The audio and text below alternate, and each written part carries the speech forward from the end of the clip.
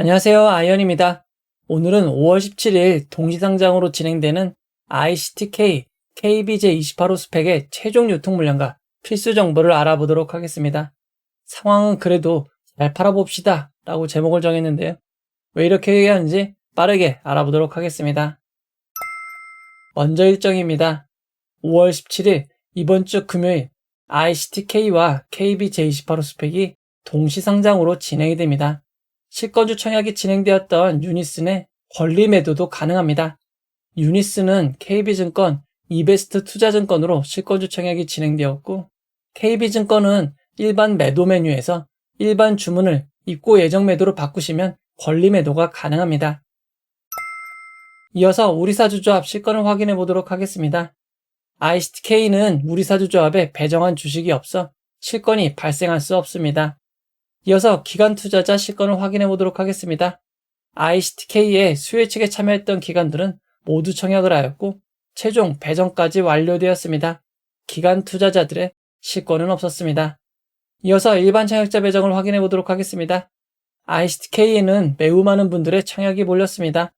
그 결과 균등 배정 주의수는 한 주가 되지 못한 0.77주였고 청약자의 상당수인 80.27%가 배정을 받았습니다. 이어서 최종 유통 물량을 알아보도록 하겠습니다.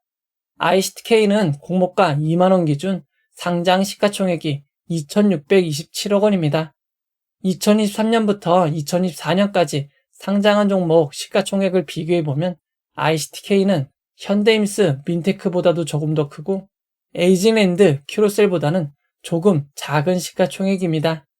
ICTK의 상장의 시가총액은 큰 편이라고 할 수 있습니다. ICTK는 수요 측 당시 의무보유 확약 신청이 수량 기준 6.54%로 그리 높은 편이 아니었습니다.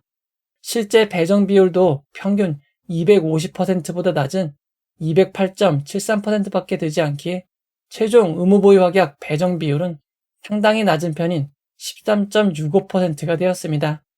배정된 의무보유 확약을 기간별로 살펴보면 가장 긴 6개월이 6.25%, 3개월이 2.71%, 1개월이 2.02%, 15일이 2.67%입니다. 장기인 6개월, 3개월에 더 많이 배정되긴 했지만 의무보유 확약 배정 비율 자체가 워낙 낮기에 큰 의미는 없을 것 같습니다. ICTK의 최종 유통 가능 비율은 30.55%이고 시가총액도 작지 않기에 상장일 유통 가능 금액은 약 803억 원입니다. 규모가 큰 편입니다. 이어서 주체별 유통 물량을 알아보도록 하겠습니다.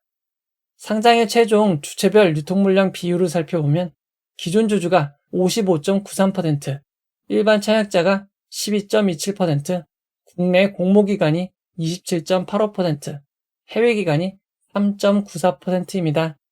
상장에 매각 가능한 해외기관 비율이 3.94%로 그리 높지 않습니다. 다만 상장에 매각 가능한 기존 주주 비율이 절반이 조금 넘는 55.93%입니다. 상장일 규모가 크기에 금액으로도 약 449억 원 수준입니다.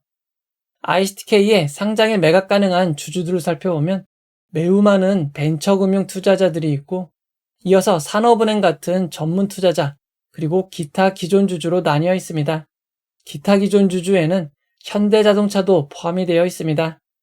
상장에 매각 가능한 주주들의 비율을 살펴보면 기관 투자자 벤처금융이 26.9%, 산업은행이 9.5%, 개인 및 법인 주주가 12.6%, 기타 주주가 51%입니다. ICTK의 소액 주주가 상당수 매각 가능한 것으로 추정해 볼 수 있습니다. ICTK는 현재 비상장 플랫폼에서 거래가 가능합니다. 증권플러스 비상장에서 거래가 많지 않지만 현재는 34,400원에 거래가 되고 있습니다. 다만 주의하실 점이 있습니다. 비상장 거래는 거래가 상당히 적기에 단 한 주의 거래만으로도 매우 높은 주가를 기록할 수 있습니다. 지난 3월 27일 단 한 주 거래로 37만 5천 원을 기록했던 사례가 있습니다. 이후 다시 26만 3천 원에 한 주가 거래가 체결되었고 거래가 늘어나면서 3만 2천 원까지 하락하기도 하였습니다. 이때에 비하면 거래량이 늘긴 했지만 전반적으로 거래가 매우 적은 점은 주의하시기 바랍니다. 또 다른 비상장 플랫폼인 서울거래 비상장에서는 45,000원으로 나와 있지만 거래가 없습니다. 이어서 기존 주주 평단가를 추정해 보도록 하겠습니다. 기존 내역을 살펴보면 기존 주주들의 평균 취득 단가는 1,825원에서 15,720원 사이가 될 것으로 보입니다. 기존 주주들의 평단가가 공모가보다 낮은 점은 단점입니다. 추가로 상장 이후 1개월, 2개월, 3개월 이후 풀리는 물량이 많습니다. 장기로 보실 분들도 주의하시기 바랍니다. ICTK는 임직원들에게 부여한 주식매 선택권 스톡 옵션이 있습니다. 공모가보다 매우 낮은 1,000원이긴 하지만 아직 행사된 수량은 없고 행사 가능한 수량은 모두 의무 보유가 있습니다. 따라서 당분간은 없는 것으로 보셔도 될 것 같습니다. 또한 상장 이후 보통주로 전환될 수 있는 전환사채, 우선주, 신주입수권부 사채는 없습니다. ICTK의 상장일 유통물량을 2023년부터 2024년까지 상장한 종목 유통물량과 비교해보면 민테크, 넥스틸, 엔젤 로보틱스보다도 많고 에코아이, 이에이트보다 조금 적은 유통물량입니다.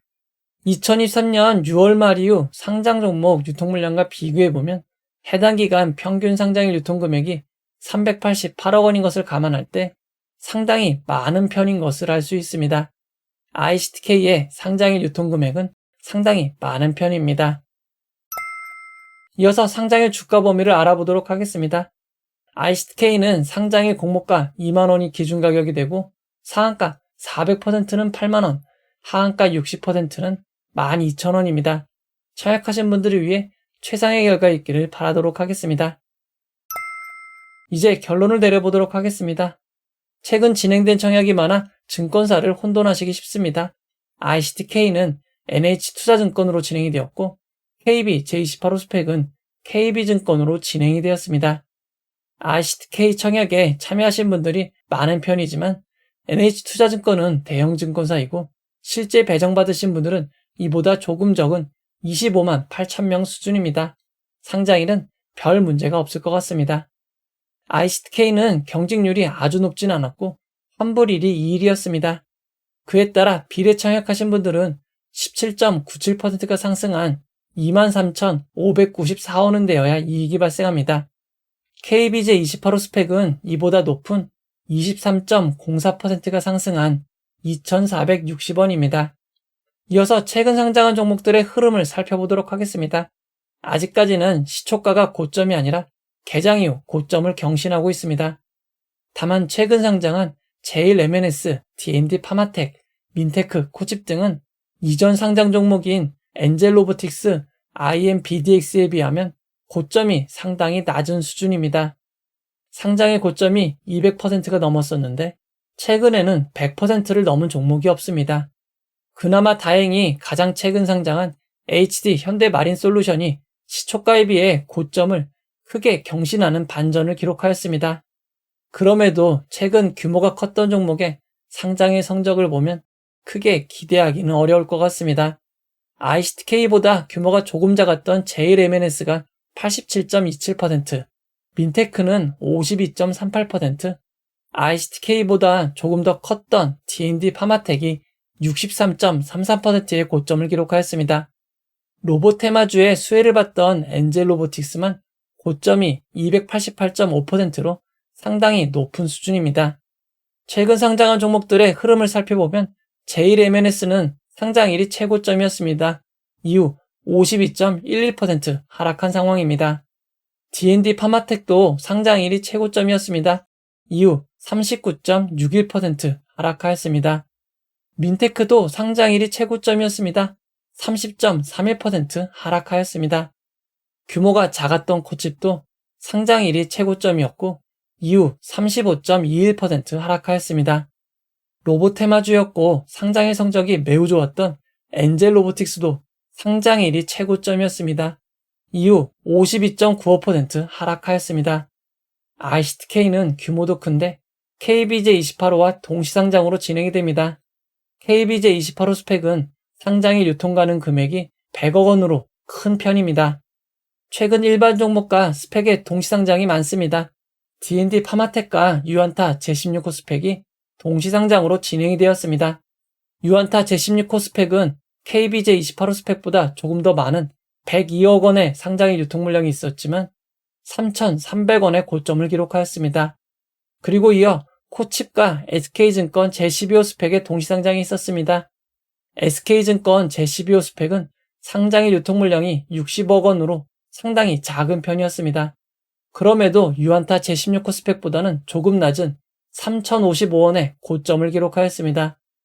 결국 ICTK, KB 제28호 스펙은 모두 규모가 크고 동시상장인 것이 서로 부담인 것 같습니다. 그래도 ICTK에는 6개월 환매 청구권이 부여되어 있습니다. 혹시나 주가가 공모가를 하회하는 안 좋은 상황이 된다면 환매 청구권을 반드시 기억하시기 바랍니다. ICTK는 특별한 테마가 없습니다. 그리고 규모가 크기에 큰 기대를 하기 어렵지만 HD 현대마린솔루션의 좋은 결과로 인한 반사이익을 얻을 수 있을지 기대가 되는 상황입니다. 다만 최근 상장한 비슷한 규모 종목들 모두 상장일이 고점인 것을 기억하시기 바랍니다. KB 제28호 스펙은 규모가 크지만 큰 규모였던 유안타 제16호 스펙이 SK증권 제12호 스펙보다 좋은 결과가 있었습니다. 스펙의 상장의 결과는 정말 알 수 없는 것 같습니다. 다만 예전에는 하락 시기가 12시는 돼야 시작이 되었지만 최근에는 9시 조금만 넘어도 하락이 시작이 됩니다. 이런 점을 고려할 때 장 초반 정리하시는 것이 유리할 것 같습니다. 바뀐 상한가 한가 범위로 인해 예측하기 어려운 일들이 발생합니다. 게다가 동시상장으로 진행이 됩니다. 상장일 라이브를 통해 여러분들과 상황을 함께 살펴보도록 하겠습니다. 이 영상은 후원회원 여러분들의 후원과 구독자 여러분들의 슈퍼땡스, 댓글을 통한 따뜻한 격려를 통해 제작되었습니다. 항상 고맙습니다. 이 영상은 투자 권유가 아니며 투자는 오롯이 투자자의 판단으로 이루어져야 합니다. 긴 영상 봐주셔서 고맙습니다.